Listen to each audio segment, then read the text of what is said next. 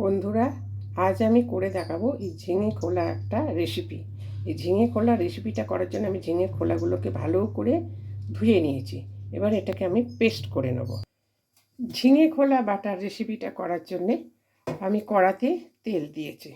এবারে দিয়ে দেবো রসুন কোচা, দিয়ে দিলাম চেরা কাঁচা লঙ্কা, একটু কালো জিরে দিয়ে দিলাম।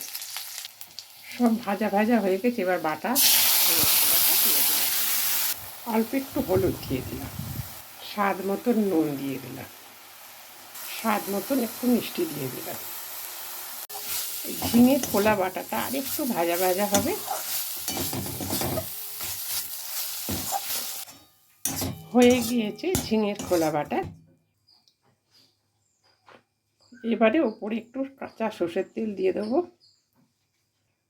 দিয়ে দিলাম একটা কাঁচা লঙ্কা।